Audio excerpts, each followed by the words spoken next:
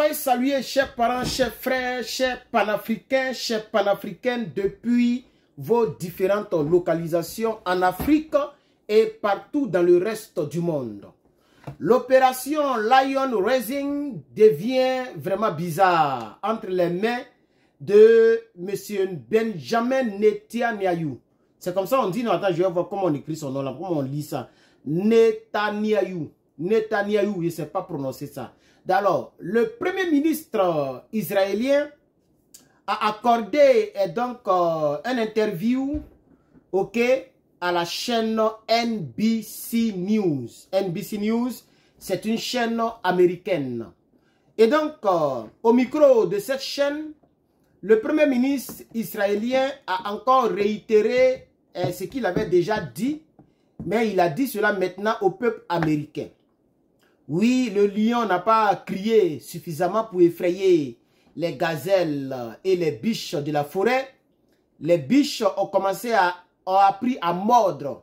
Oui, le lion commence à comprendre que les biches ont commencé à mordre. Donc, je vais aller chercher le grand-père de toutes les biches et de toutes les gazelles de la forêt. Quand j'aurai fini avec le grand-père, avec le leader, et donc avec le leader, pardon, ou le guide, alors donc les petits gazelles auront peur de moi. Parce que Netanyahou vient de se rendre compte que les gazelles n'ont pas peur de lui. Oui, Netanyahou, il court dans la forêt et il voit les gazelles qui courent dans sa direction. Les choses commencent à être bizarres. Alors, chers camarades, après cette petite idée illustrative concernant les gazelles et les lions, nous allons rentrer maintenant dans le vif du sujet. Oui, chers camarades, le Wawro commence à perdre les pédales. Le Wawro ne sait plus où mettre la tête. Et donc, voilà. Partagez cette vidéo. Chers parents, mettez beaucoup de j'aime et de commentaires. Que Dieu bénisse toutes les personnes qui me soutiennent un peu. Vous n'êtes pas nombreux à me soutenir. Et donc, vraiment, c'est pas grave. Que Dieu bénisse ces personnes-là. Que Dieu vous donne longue vie. Vous qui prenez la peine de me partager, de partager les vidéos de notre page, notre chaîne, de mettre des j'aime qui sont carrément, totalement gratuits et de mettre des commentaires qui me permettent de lire aussi vos avis et de savoir m'orienter dans la communication. Vraiment que Dieu vous donne longue vie. Nous sommes à 2 minutes. On va avancer. Alors, au micro de NBC News, le premier ministre israélien est donc a donné une interview. On dit une interview, mais une interview. Une interview, non, je crois. Nous, les Ivoiriens, on n'aime pas utiliser les articles. Donc, souvent, on se trompe concernant les interviews. Si c'est en Côte d'Ivoire, on dit il a donné interview. Voilà. Il a donné interview, j'ai mangé riz. Voilà, on ne met pas les articles. Mais bref. Alors, donc, il a été interviewé par cette chaîne américaine concernant le Lion Rising Operation. Qu'est-ce que ça devient? Voilà. Qu'est-ce qu'il dit au peuple américain? Où ils sont arrivés depuis le 12, de la nuit du 12 au 13. C'est là que les gens ont pris l'audace, ont eu l'audace d'attaquer la République islamique de l'Iran. Et en même temps, le même 13 là, ok, l'Iran a répondu et aujourd'hui, nous sommes le 16. Alors, plus de 72 heures durant de crise, 3 jours, nous sommes au 4e jour aujourd'hui, si je ne me trompe pas. Où nous en sommes, c'est ce que les Américains demandent à Netanyahou. Netanyahou dit que l'affaire là devient bizarre. Nous ne sommes pas encore arrivés quelque part. On a frappé la télévision, on a frappé les sites, on a frappé les généraux, les scientifiques, mais le vrai point n'a pas été atteint. C'est-à-dire quoi? On n'a pas pu frapper les centrifugeuses. Les centrifugeuses sont 800 mètres sous terre. Les Israéliens n'ont pas encore une telle bombe capable de pénétrer à cette distance sous terre. Et donc, l'Iran tient. L'Iran continue de tenir. Mais voici ce qu'il a dit qui m'inquiète. Et c'est pourquoi je dis que c'est très inquiétant ce qui va se passer dans les jours à venir. Parce que ce qu'il est en train de dire, ne prenez pas ça à la légère. Peut-être qu'il va mettre ça en application. Alors, qu'est-ce qu'il a dit? Répondant à une question, à la possibilité de du dirigeant iranien Khamenei, sur une chaîne américaine appelée ABC News, Netanyahou a déclaré qu'Israël fait ce qu'il doit faire.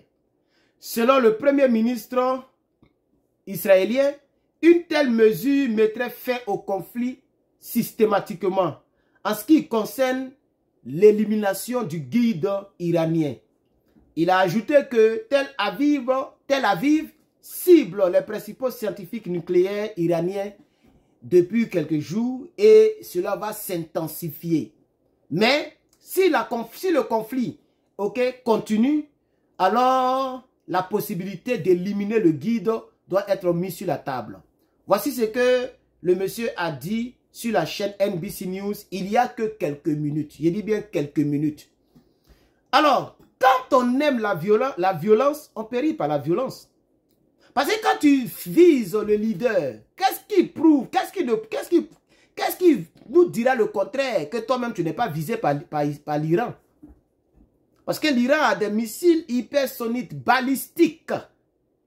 Et l'Iran a fait sortir un nouveau missile. Je voulais même parler de ça, mais j'ai oublié. L'Iran a fait sortir un nouveau missile catastrophique. Peut-être qu'ils vont essayer ça aussi sur toi. Ah oui, chers camarades, chers frères, partagez-moi cette vidéo, chers frères. Soutenez votre frère Herman le Patriote. Voici le missile, ça s'appelle Fatah. Fatah. Regardez, Fatah. Voici Fatah. Je ne sais pas si vous voyez, hein. Fatah. Voilà. C'est un missile, un tout nouveau missile iranien. Le missile hypersonique, dernier cri de la République islamique de l'Iran, qui défie donc les défenses les plus avancées de Israël.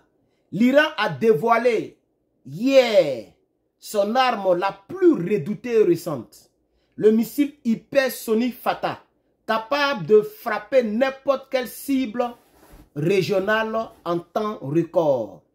La vitesse moyenne de ce missile est de 15 000 km/h. Oh, si tu as une voiture que tu conduis, c'est là que tu comprendras que quand on dit 15 000 km/h, c'est de la folie. C'est de la folie. 15 000 km/h, c'est de la folie. Ce n'est plus une vitesse. Soit Mach 12. Mach 12. La portée de ce missile est de 1400 km. Toi-même, il faut faire les calculs.